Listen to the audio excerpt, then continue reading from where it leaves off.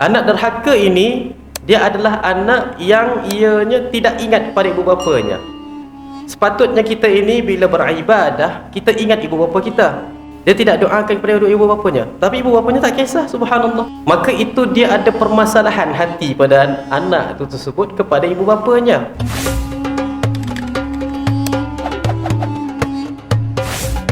Jom sama-sama kami, caranya mudah. Hanya klik join button. Terima kasih. Assalamualaikum warahmatullahi wabarakatuh.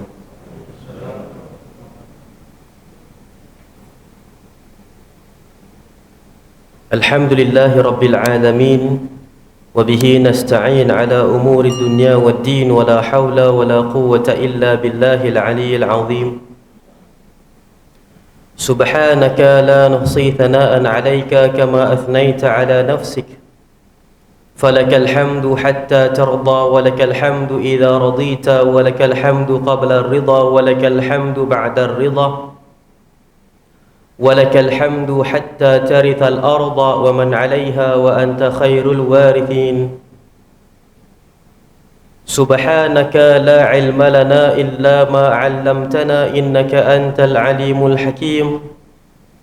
Rabbi shrah lana sudurana wa yassir lana umurana wahlul 'uqdatam min alsinatina wa yafqahu aqwalana. Allahumma salli ala nuril anwar wa sirril asrar wa tiryaqil aghyar miftahi babil yasar Sayyidina Muhammadin al-Mukhtar wa alihi al-athhar wa ashabihi al-akhyar adada ni'amillahi wa ifdalih. Amma ba'd. Yang dimuliakan Tuan Pengerusi Surau,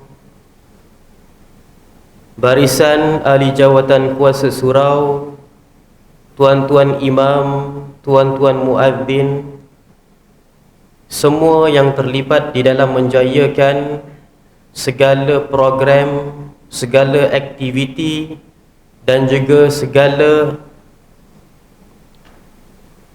yang dilaksanakan di dalam surau ini. Seterusnya hadirin yang dirahmati, disayangi, dikasihi ahli qaryah yang mudahan diberikan rahmat, diberikan maghfirah dan juga diberikan keberkatan daripada Allah Subhanahu wa taala.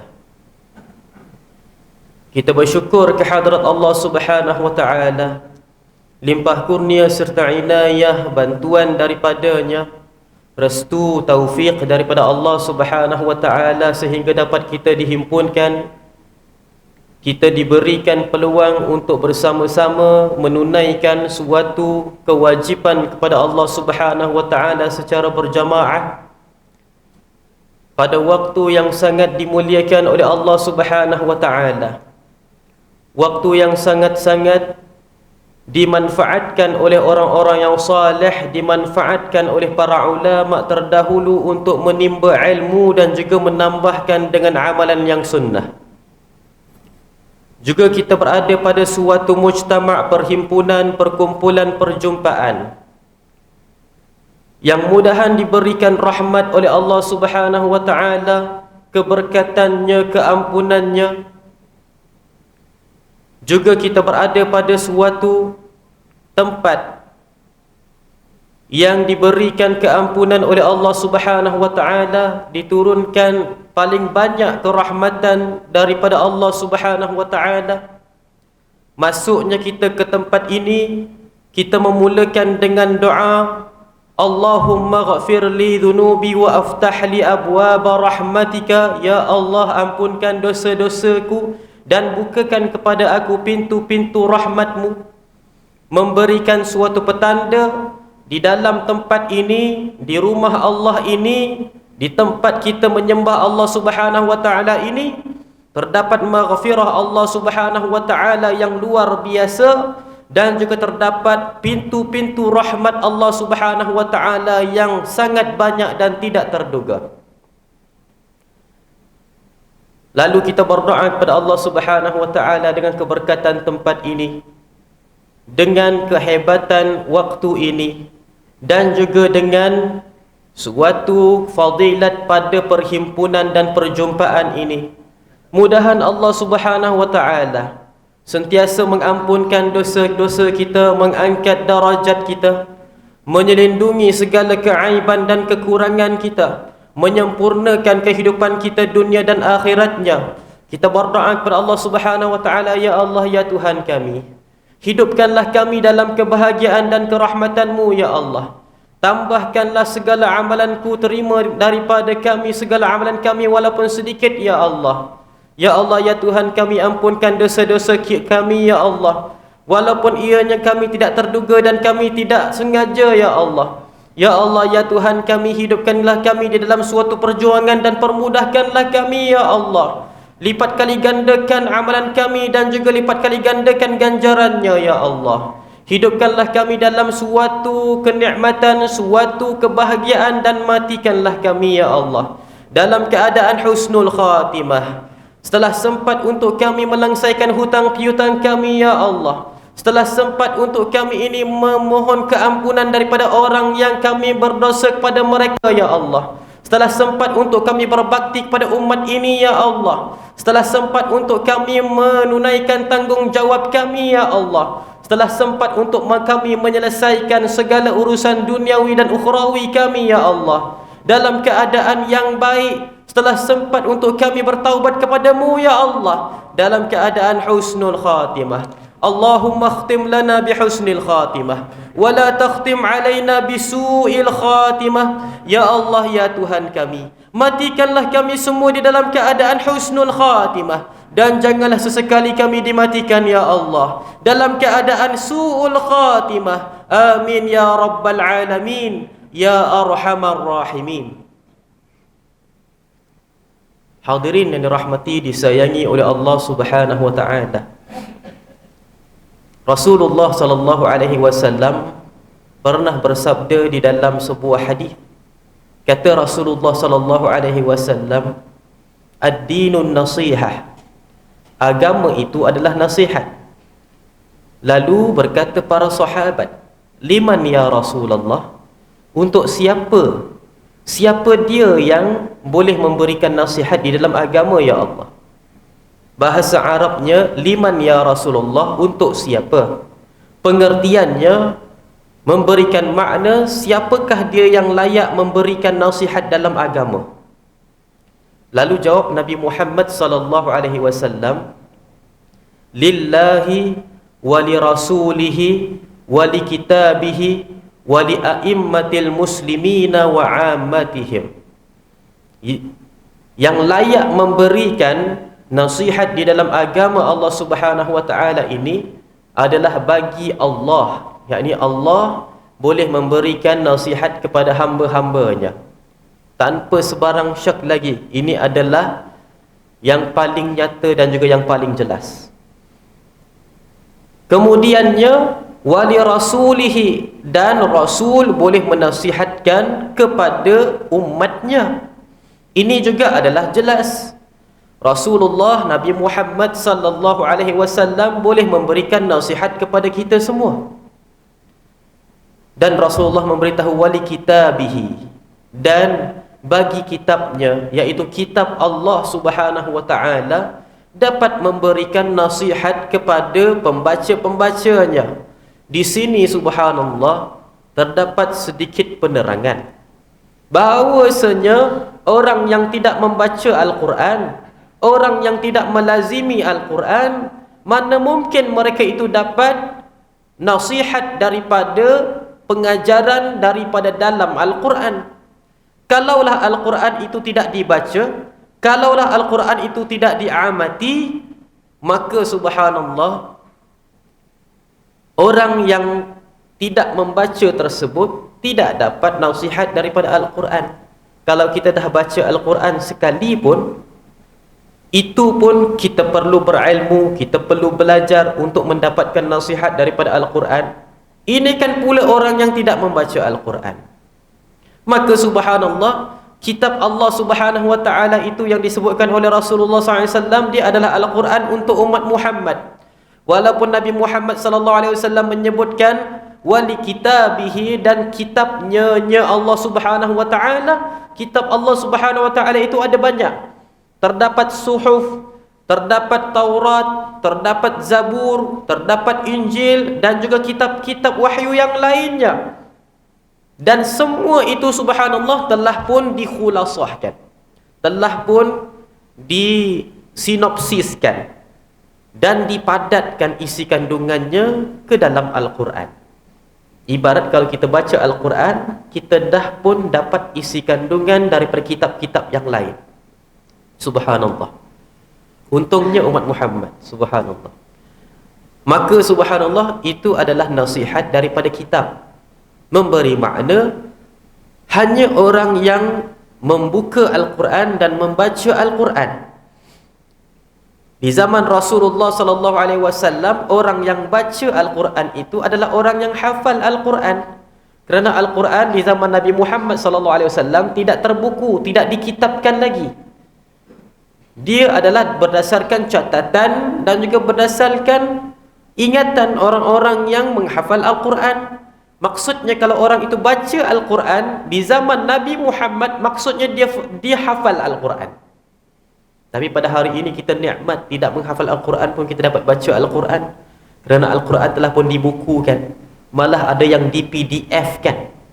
Malah subhanallah ada yang di Android kan. Macam-macam subhanallah. Orang-orang lama-lama tak faham. Orang baru faham, subhanallah. Ada yang di PDF kan zaman sekarang ni Al-Quran. Ada yang di application kan. Masya Allah, bahasanya pun dah canggih. Maka Al-Quran itu subhanallah sekarang ini dia sepatutnya berada di mana-mana. Dengan kecanggihan dan juga kepantasan waktu yang ada pada waktu ini, sepatutnya dia berada pada poket-poket manusia dan dia berada pada hati manusia malah pada zaman sekarang ini subhanallah. Itu adalah bagi kitab-kitabnya. Lalu Rasulullah mengatakan wali a'immatil muslimina wa 'ammatihim, bagi pemimpin-pemimpin orang-orang Islam dan juga orang-orang umumnya. Di sini juga terdapat sedikit penerangan berkenaan siapa mereka yang layak memberikan nasihat kepada umat Muhammad. Hadirin yang dirahmati disayangi oleh Allah Subhanahu wa taala, Rasulullah mengatakan wali a'immatil muslimin, bagi semua pemimpin-pemimpin muslimin. Siapa mereka pemimpin-pemimpin orang-orang Islam? Bahasa Rasulullah SAW ini sangat general. Dia sangat umum. Maka apabila bahasa Nabi Muhammad SAW ini sangat umum, maka maknanya pun kita kena umumkan. Memberi makna terbuka kepada semua jenis kepimpinan di dalam umat Muhammad sallallahu alaihi wasallam. Maka subhanallah, sekecil-kecil kepimpinan adalah seorang bapa memimpin keluarganya. Lebih kecil lagi adalah kepimpinan individu memimpin anggota tubuh badannya. Maka kita semua pemimpin, subhanallah. Kullukum ra'in, kata Rasulullah. Kamu semua adalah pemimpin. Wa kullukum mas'ulun an ra'iyatih. Dan setiap kamu akan ditanyakan tentang benda yang ditanggungjawabkan, benda yang dipimpin. Bayangkan kalau besar kita punya skop kepimpinan. Contoh kita ini adalah ahli Dewan Undangan Negeri, ADUN. Contohnya kita ini adalah ahli parlimen. Contoh, mungkin ada kot kat sini. Mungkin bakal, Masya Allah, bakal dicalonkan, InsyaAllah. Maka subhanallah, semakin besar dia punya pangkat, semakin besar dia punya jawatan, semakin tinggi tanggungjawabnya untuk menasihatkan umat Muhammad sallallahu alaihi wasallam. Maka subhanallah, begitu juga kata Rasulullah wa ammatihim, dan umum umat Muhammad sallallahu alaihi wasallam. Maksud umum umat Muhammad sallallahu alaihi wasallam ini, dia apabila bahasanya general, umum, maknanya juga kena umum. Maksudnya tidak terkecuali semua daripada lapisan masyarakat dapat memberikan nasihat antara satu sama yang lain. Yang tua boleh menasihatkan kepada yang muda boleh menasihatkan kepada yang tua. Yang alim boleh menasihatkan kepada yang tidak alim boleh nasihatkan orang-orang alim. Yang kaya boleh nasihat orang miskin, yang miskin boleh nasihatkan orang kaya. Maka subhanallah, kita boleh menasihati.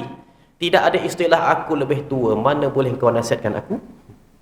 Tidak ada istilah aku ni alim, mana ada orang yang boleh menasihatkan aku? Tidak ada istilah aku ini pangkat tinggi, mana ada orang-orang bawahan aku boleh nasihatkan aku? Maka subhanallah, nasihat ini dia adalah nadi kepada agama Allah Subhanahu wa taala. Kata Rasulullah SAW, ad-dinun nasiha. Agama itu adalah nasihat. Memberi makna, selagi mana ada nasihat, selagi itulah ada agama Allah Subhanahu wa taala. Kalau dah hilang nasihat, orang berhenti menasihati, maka agama Allah pun berhenti juga. Nasihat menasihati ini, dia adalah seperti mana nadi yang berdenyut, yang mengalirkan suatu keupayaan yang menggerakkan agama Allah Subhanahu wa taala. Maka subhanallah, marilah kita sama-sama menasihati, walaupun subhanallah dalam keadaan kita ini kekurangan ilmu, hanya satu sahaja ilmu yang kita ketahui. Dalam bab inilah kita nasihatkan orang lain, subhanallah. Nasihat menasihati ini tak perlu tunggu kita ini alim. Dan subhanallah, perlu kita ingat, kita ini adalah umat Muhammad, umat yang Allah Subhanahu wa taala jadikan penuh dengan keseimbangan. Maksudnya apa? Umat yang Allah Subhanahu wa taala jadikan semuanya tak ada yang sempurna. Dan tidak ada seorang pun di kalangan kita yang tidak ada kelebihan. Maksudnya setiap orang ada kelebihannya masing-masing. Setiap orang pun subhanallah bukanlah sempurna dengan kelebihan tersebut. Bukan macam Bani Israel. Bani Israel kalaulah dijadikan orang itu kaya, dialah cantik, dialah pandai, semua dia.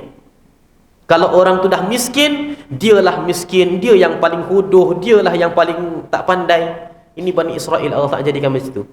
Tapi kalaulah umat Muhammad, dia takkan dapat semua. Kalau dia cantik, dia tak pandai. Kalau dia pandai, dia tak cantik. Tapi kalau dia pandai, dia cantik, maka dia tak kaya. Contoh macam itu.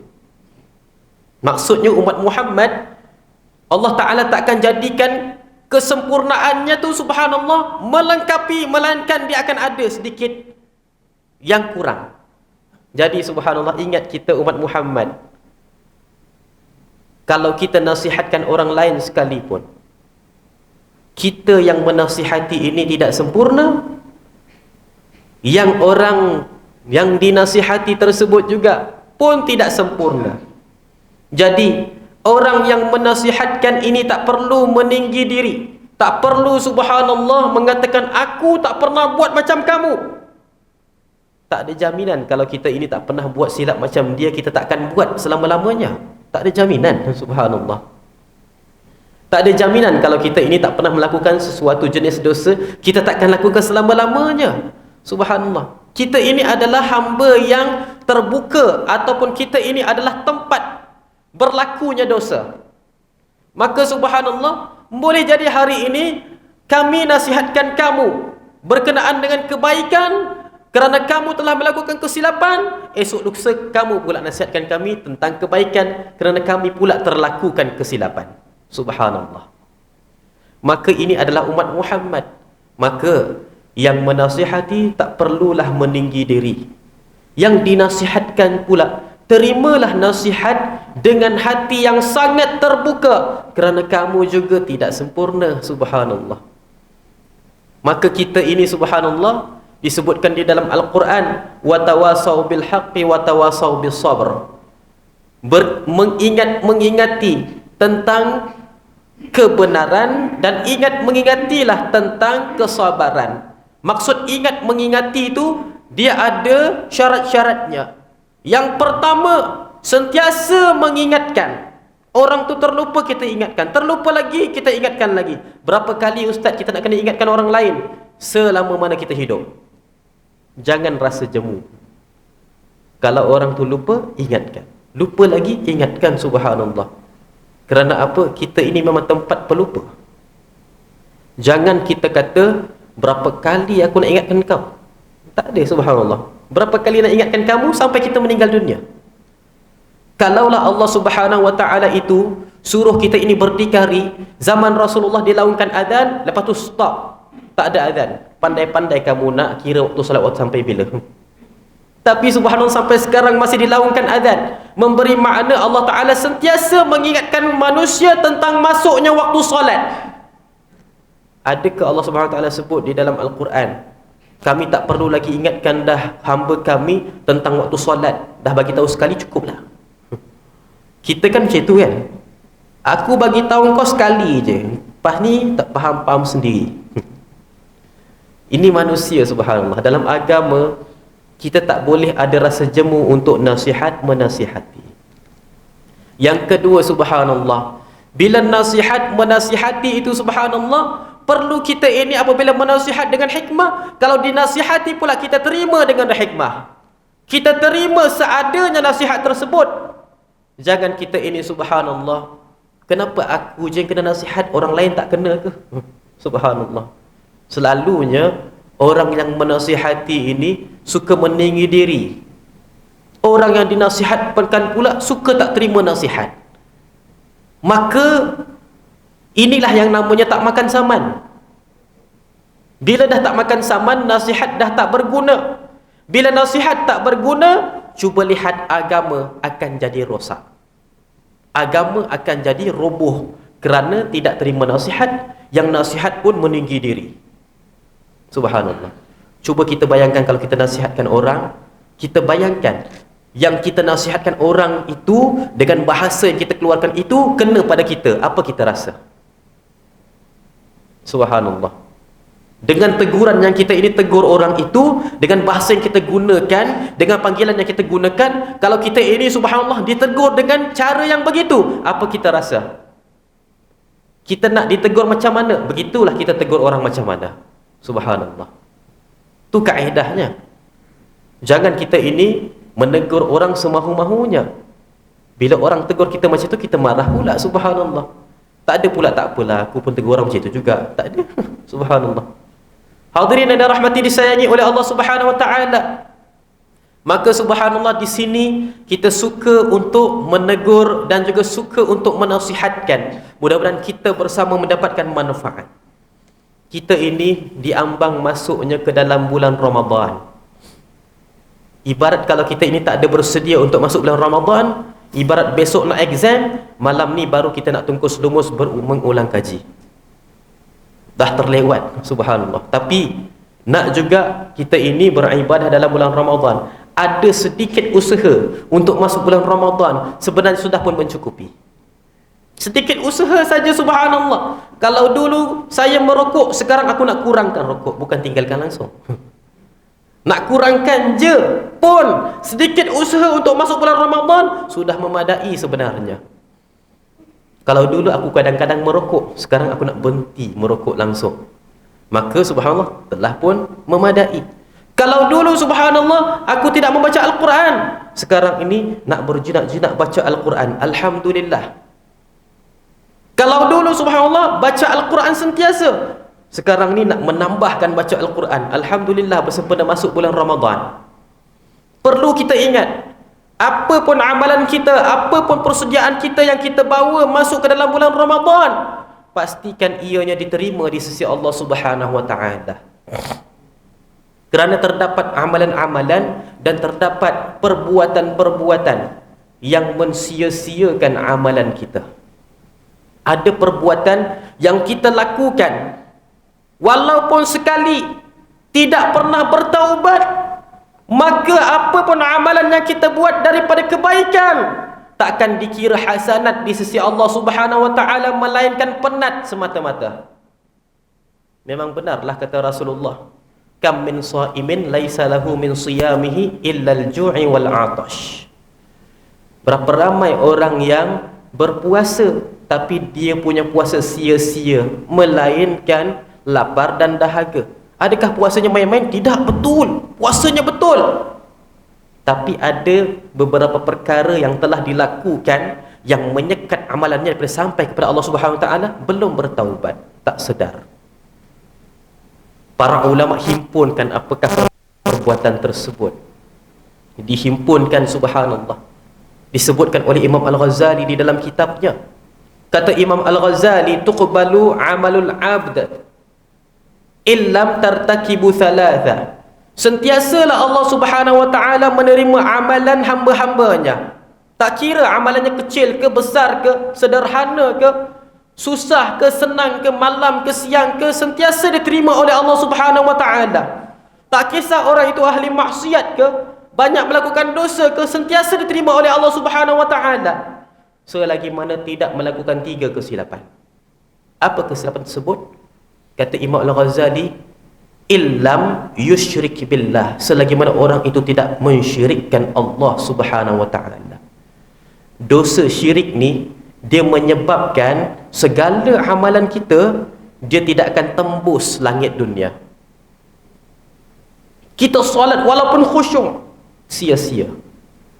Kita ini puasa walaupun betul niat pada waktu malam, subhanallah, esoknya jaga sungguh-sungguh, jaga mata, jaga mulut, tak diterima. Pasal apa? Dosa syirik belum dimohon taubat.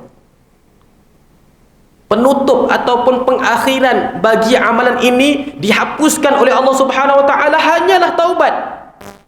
Subhanallah. Istighfar boleh menghapuskan dosa, tapi menghapuskan dosa yang tidak menghalang amalan. Kalau berzina, istighfar, ampun dosa. Subhanallah. Mencuri, istighfar, ampun dosa. Syirik, beristighfar, belum ampun dosa. Perlu kita ini bertaubat, solat sunat taubat. Subhanallah. Kalau boleh, kita ini subhanallah tak tahu kita dah syirikkan Allah Subhanahu Wa Taala ataupun belum. Sebelum masuk Ramadan, sebagai persediaan masuk dalam bulan Ramadan, kita solat sunat taubat. Sama ada hari ini, esok, sebelum masuk bulan Ramadan. Takut-takut amalan kita pada bulan Ramadan tak diterima oleh Allah Subhanahu Wa Taala. Bayangkan orang itu subhanallah menghadap Allah Subhanahu Wa Taala di hari kiamat. Kata Allah Subhanahu Wa Taala, ya ibna Adam, idza laqaitani biqurabil ardil khataya, thumma laqaitani lam tusyrik bi syai'an, la ataituka biqurabiha maghfirah. Wahai anak-anak Adam, kalau kamu bertemu dengan aku, kalaulah kamu datang di hari kiamat dengan sebesar-besar bumi kesalahan, dosa-dosa, kemudiannya kamu bertemu dengan aku tanpa mensyirikkan aku dengan sesuatu, maksudnya syirik sahaja yang tak ada diterima, la ataituka biqurabiha maghfirah, nescaya aku akan datangkan kepada kamu sebesar-besar itulah keampunan. Maksudnya dosa kita ni apa benda je yang tak pernah buat, semua pernah buat, tapi satu je tak pernah buat, tidak mensyirikkan Allah, akan dihapuskan. Allahu Akbar. Besarnya keampunan Allah Subhanahu Wa Taala, tapi perlu dijaga, perlulah kita ini berhati-hati, jangan sampai kita ini mensyirikkan Allah Subhanahu Wa Taala. Kata para ulama, semudah-mudah syirik adalah dengan perasaan hati merasakan ada benda lain yang lebih berkuasa, yang lebih manfaat, yang lebih mudarat selain Allah Subhanahu Wa Taala. Rasa dalam hati ada benda lain lebih manfaat, lebih mudarat berbanding Allah Subhanahu Wa Taala, sudah pun syirik. Astaghfirullahalazim. Maka mudah-mudahan kita sama-sama bertaubat terlebih dahulu untuk kita ini masuk ke dalam bulan Ramadan. Yang keduanya, kata para ulama, disebutkan oleh Imam Al-Ghazali di dalam kitabnya, katanya, illam ya'ququl walidain, selagi mana seseorang itu tidak derhaka kepada kedua orang tuanya, tidak derhaka kepada kedua ibu bapanya.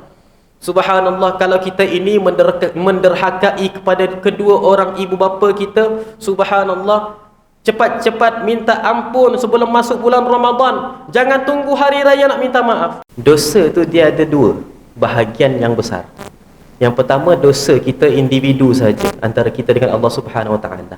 Bila kata Allah Taala ampun, ampun, tak ada lagi dah baki, tak ada tertinggal. Dan dosa kita bahagian yang besar. Yang bahagian kedua pula, dosa kita sama makhluk. Dosa kita sama makhluk settle kat dunia dulu. Tak sempat settle kat dunia, settle kat hari akhirat. Kalau hari akhirat tak jumpa juga, dihumbankan ke dalam api neraka. Yang dapat selamatkan kita hanya syafaat Rasulullah, ataupun orang itu ampunkan. Subhanallah. Contohnya kita punya dosa dengan kawan-kawan kita, lepas tu lost contact. Lost contact, subhanallah, tak jumpa. Tekan nama kat FB tak keluar, mungkin tak ada FB kot. Twitter tak ada, Instagram tak ada, Telegram tak ada, macam-macam semuanya tak ada. Subhanallah. Pergi dekat kampung, rumah dah pindah, contohlah. Subhanallah. Buat dosa dengan dia, ataupun kita banyak berhutang dengan orang, cari orang tu nak bayar hutang, tak jumpa-jumpa pula. Subhanallah. Bila kita meninggal dunia, kita settle di hari kiamat. Bila Allah Ta'ala kata ampun dosa, dosa yang individu kita dengan Allah hapus habis. Allah Ta'ala tak tinggalkan satu pun dosa. Tapi dosa kita sama manusia, manusia tu je yang boleh ampunkan dosa. Sebab itulah subhanallah, bila kita dosa dengan orang, minta maaf dengan orang tu. Patutnya kita ni jangan tunggu hari raya, sebelum masuk bulan Ramadan minta ampun dulu. Kalau dosa tu umum, minta ampun umum dekat dalam grup WhatsApp. Kalau dosa tu khusus, jumpa orangnya. Pernah mengata orang dengan namanya, dengan IG-nya, contohnya kan. Dengan kita tag nama dia, waktu kita mengata dia tu dekat FB mana-mana, kita tag dia punya nama. Subhanallah. Jumpa orang tu, subhanallah, personal, minta ampun dengan dia. Tak payahlah umum dekat dalam post kepada itu, nak bagi tahu riak pula jadinya. Subhanallah. Jadinya subhanallah, itu insya-Allah terjawab. Masya-Allah. Hadirin yang dirahmati disayangi oleh Allah Subhanahu Wa Taala. Jadi kita punya amalan sentiasa diterima, sehinggalah kita ini minta-minta jangan yang keduanya menderhakai kepada kedua orang tua kita. Tahukah kita yang tak derhaka kepada dua orang tua itu hanyalah anak yang soleh? Maksudnya kita ni wajib jadi anak yang soleh, bukan sunnah, bukan harus. Wajib jadi anak yang soleh. Kalau kita ini subhanallah bukan anak yang soleh, maksudnya kita dah derhaka kepada kedua ibu bapa kita. Astaghfirullahalazim. Apakah tanda-tanda anak derhaka? Kata seorang syekh daripada kota Hadramaut, tanda-tanda anak derhaka itu subhanallah adalah berlalu satu hari tak pernah doakan mak bapak dia. Rabbana ghafir lana wa liwalidaina, tak pernah doakan doa ini satu hari suntuk, subhanallah, tak ingat nak doakan kepada kedua ibu bapanya, subhanallah. Itu dah tanda anak derhaka. Jadi kita setiap kali lepas solat wajibkan diri kita, Rabbi ghafirli wa liwalidayya. Doakan pada orang tua kita, subhanallah. Jangan kita ini rasa, kenapa aku je kena doakan kedua orang tua tak payah doakan aku pun. Jangan kita rasa macam itu. Pasal anak-anak kita pun wajib doakan kita nanti. Subhanallah. Anak yang soleh ini salah satu daripada amalan-amalan yang takkan terputus sehinggalah orang itu meninggal dunia pun takkan terputus. Sedekah jariah, ilmu bermanfaat, anak yang soleh. Allahu Akbar. Bayangkan kita ini subhanallah adalah anak-anak yang soleh. Dan anak-anak yang soleh ini subhanallah, dia ada satu saja objektif. Yang pertama, ada hubungan dengan Allah Subhanahu Wa Taala. Yang pertama, ada hubungan dengan Allah Subhanahu Wa Taala. Nak dirikan solat, nak puasa, dah ada hubungan dengan Allah Subhanahu Wa Taala. Yang lainnya semua subjektif belaka. Tak ada yang terkhusus, mesti macam itu, mesti macam ini. Maka subhanallah, itu terpulang kepada kita sebagai anak dan terpulang kepada ibu bapa menilai anak-anak. Ada jenis subhanallah ibu bapa yang dia tak kisah pun anak-anaknya, tak bagi dia apa-apa pun, yang penting ziarah dia kadang-kadang. Ada ibu bapa tak ziarah pun tak apa, tapi kena bagi duit sebulan sekali. Anak-anak tiap-tiap bulan bagi RM50, contoh. Anak derhaka ini subhanallah, dia adalah suatu amalan yang dituntut daripada anak tersebut. Adapun apa yang dipandang ibu bapanya kepada anak tersebut, dia tidak dikira anak itu sebagai anak yang soleh kalau anak itu derhaka. Contohnya kalau anak itu melakukan dosa tapi ibu bapanya memaafkan dosa anak tersebut, tetap juga anak itu dinamakan anak derhaka. Sehinggalah anak itu berusaha untuk menjadikan ibu bapanya redha kepada dia, menjadikan ibu bapanya restu kepada dia.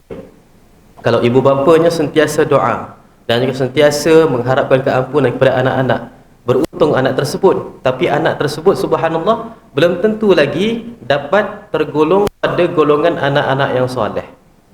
Maka ini maksudnya. Jadi kalau kita subhanallah anak-anak itu, dia subhanallah tidak mendoakan kepada kedua ibu bapanya, dia tidak doakan kepada kedua ibu bapanya, tapi ibu bapanya tak kisah subhanallah, maka itu dia ada permasalahan hati pada anak itu tersebut kepada ibu bapanya. Subhanallah. Anak derhaka ini dia adalah anak yang ianya tidak ingat pada ibu bapanya. Sepatutnya kita ini bila beribadah, kita ingat ibu bapa kita.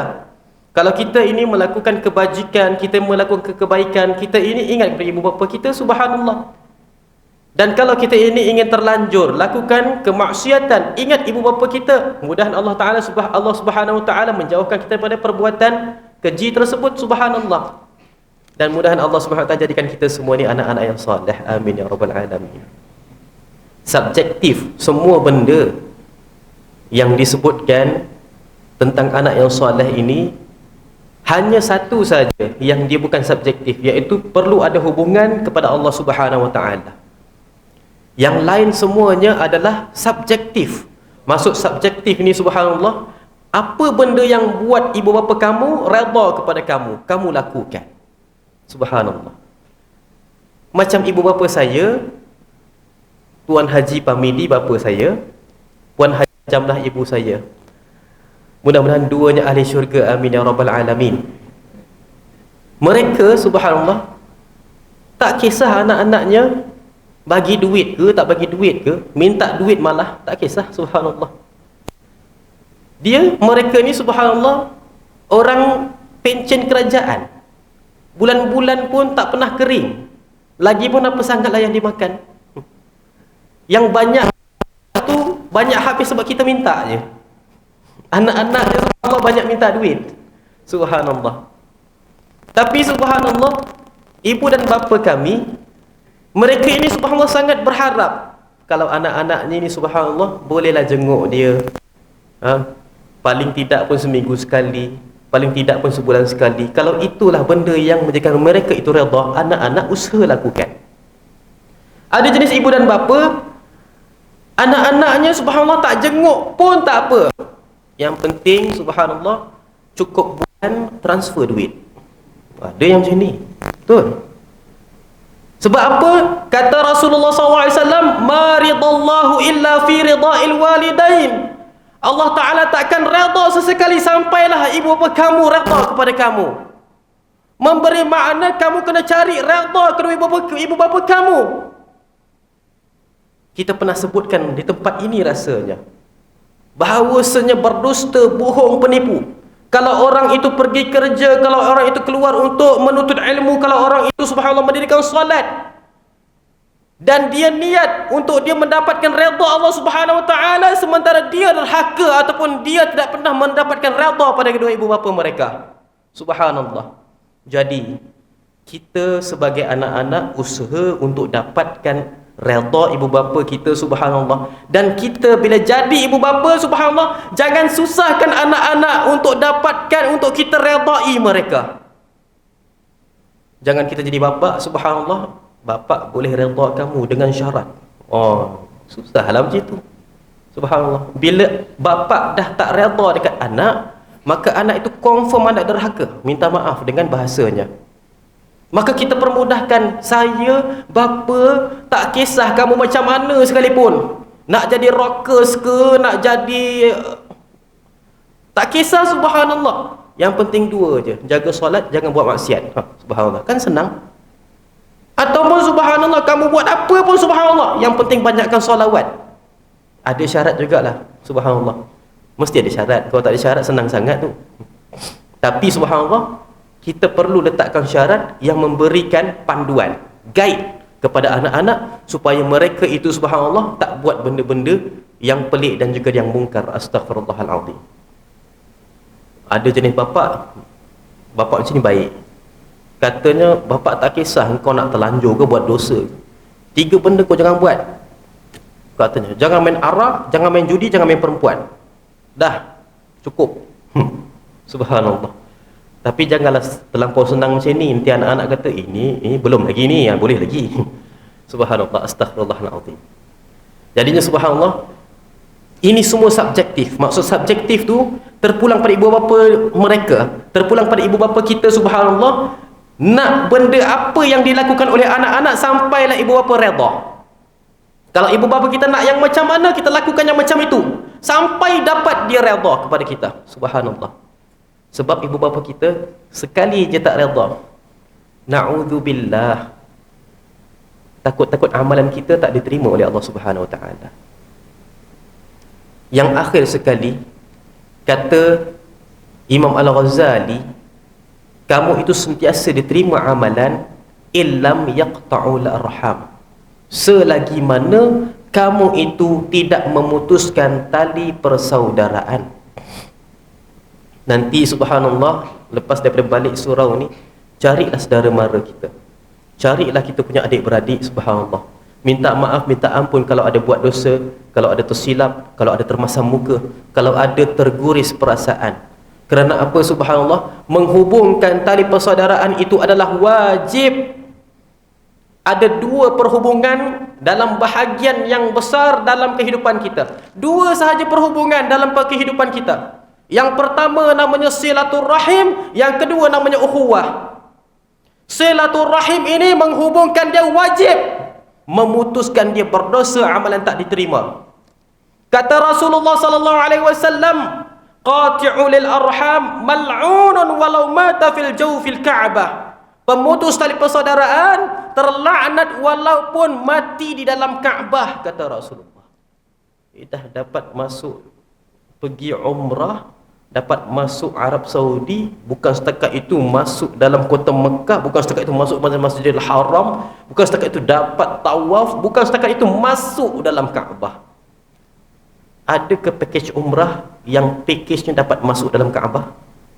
Ada?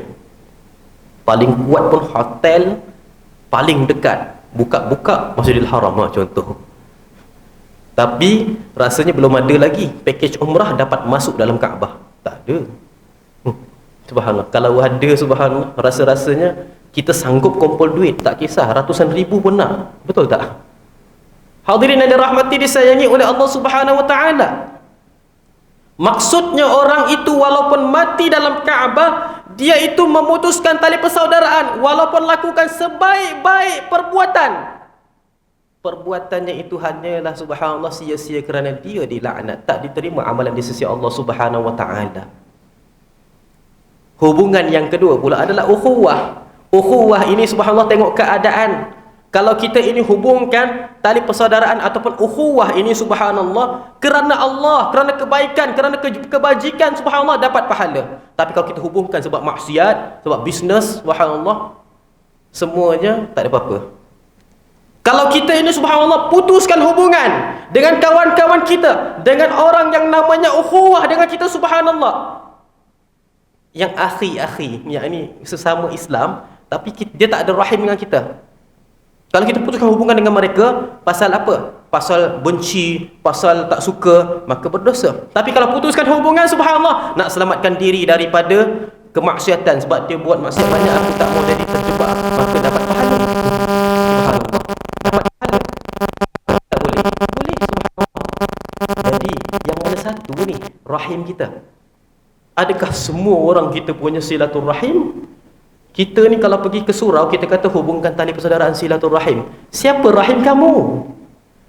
Perlu kita faham, orang yang rahim kita, dia hanya orang yang berhubung dengan kita dengan 3 pertalian. Yang pertama pertalian darah, iaitu lahir kelahiran. Contohnya datuk nenek kita, moyang-moyang sampai ke Nabi Adam. pakcik-pakcik kita, makcik-makcik kita, belah ibu, belah mak, belah ibu, belah ayah. Kita punya adik-beradik, walaupun adik-beradik kita. Kita punya anak-anak saudara, cucu saudara sampai ke bawah, subhanallah. Yang kedua, dengan pertalian perkahwinan. Siapa mereka? Ipar-ipar duai kita, besan-besan kita, dan biras-biras kita. Emak-emak tiri kita, adik-beradik tiri kita. Semuanya berhubung dengan kita kerana perkahwinan. Besan kita sebab anak kita berdua kahwin, jadi kita besan. Biras kita subhanallah sebab kita kahwin dengan adik-beradik. Awak kahwin dengan kakak, saya kahwin dengan adik. Kita biras, subhanallah. Kalau jadi ipar duai, saya kahwin dengan kakak awak, subhanallah. Jadi ipar. Maka ipar duai semua ni dia rahim kita. Hubungkan tali persaudaraan dengan mereka, subhanallah. Putus persaudaraan berdosa. Yang ketiganya adalah dengan pertalian susuan, dengan radha'ah, persusuan. Ibu susu kita, adik-beradik susuan kita. Mana yang muhrim? Ibu dengan semua yang ada. Ibu dengan semua yang ada kena mengena muhrim dengan ibu, muhrim juga dengan anak susuan. Tapi anak susuan, semua yang muhrim dengan dia tak muhrim dengan ibu tersebut. Semua yang muhrim dengan anak susuan tak muhrim dengan ibu, tapi semua yang muhrim dengan ibu muhrim juga dengan anak susuan. Subhanallah. Nak senang difahamkan. Maka subhanallah, yang ada 3 tali pertalian ini dia rahim kita. Selain itu ukhuwah. Ada manfaat, hubungkan. Tak ada manfaat, tak jadi masalah. Lost contact pun tak apa. Maksud tali persaudaraan silaturrahim ini bukan maksudnya kita ini kena menjadikan hubungan rapat dengan mereka. Cukup dengan kita ini bila bertemu tidak bermasam muka dan masih lagi bertegur siapa, beri salam. Jangan sampai bila jumpa bagi salam pun tak, macam orang tu tak ada. Kan, subhanallah. Terutama dengan adik-beradik. Berapa banyak di kalangan kita subhanallah dengan kawan-kawan boleh bertepuk tampar. Kawan kita tampar kita pun kita boleh maafkan. Tapi abang kita, kakak kita subhanallah, pinjam kita punya pen pun dah tak bertegur siapa. Dah terasa kecil hati. Siapa yang banyak macam ni subhanallah? Mari kita selidik kembali. Takut-takut kita ini amalan tak diterima di sisi Allah Subhanahu wa taala. Hadirin yang dirahmati disayangi oleh Allah Subhanahu wa taala. Mudahan Allah Subhanahu wa taala menerima semua amalan daripada kita, amin ya rabbal alamin. Dan kita digolongkan dalam golongan orang-orang yang soleh. Ya Allah, ya Tuhan kami, janganlah Engkau haramkan kebaikan yang ada pada dirimu ya Allah kepada kami, disebabkan keburukan kami yang kami lakukan kepadamu ya Allah. Ya Allah, janganlah kamu itu halang segala kebaikan yang ada pada dirimu kepada kami ya Allah, disebabkan keburukan kami yang kami lakukan kepadamu ya Allah. Rabbana ghafir lana dhunubana wa liwalidayna warhamhuma kama rabbawna sighara. Rabbana atina fid dunya hasanah wa fil akhirati hasanah wa qina adzaban nar. Sallallahu ala sayyidina Muhammadin nabiyil ummi wa ala alihi wa sahbihi wa baraka wa sallam. Walhamdulillahi rabbil alamin. Dalam kesempatan ini Ustaz ini minta maaf sekiranya ada salah kata, tutur bicara, terkasar bahasa sepanjang ceramah Ustaz dekat surau section 20 ini subhanallah. Dan minta maaf juga subhanallah kalau ada jumpa-jumpa dekat luar tak ada tertegur ataupun tak perasan ke subhanallah. Selalunya kalau jumpa kat luar orang yang tak perasan Ustaz. Sebab Ustaz dekat dalam surau, dekat masjid pakai serban, kat luar tak pakai serban. Jadi Ustaz kan, subhanallah. Minta maaf kalau ada terkasar bahasa, termasam muka subhanallah. Untuk kita masuk bulan Ramadan ini, masuklah bulan Ramadan dengan hati yang bersih insya-Allah. Akhir kalam aqulu qawli hadha li wa lakum wa billahi taufiq. Assalamualaikum warahmatullahi wabarakatuh. Tentera Mongol menjarah dan telah memusnahkan dinasti Abbasiyah. Tok nenek moyang mereka ni, geng-geng Hulagu Khan dengan Jenghis Khan ni, mereka pun ada warisannya. Tentera Mongol ni kan tentera yang bangsa, antara bangsa yang paling, bahasa kita paling kurang ajar lah, paling zalim di atas muka bumi Allah. Tatar Mongol. Tatar Mongol inilah yang lahirnya Ya'juj wa Ma'juj.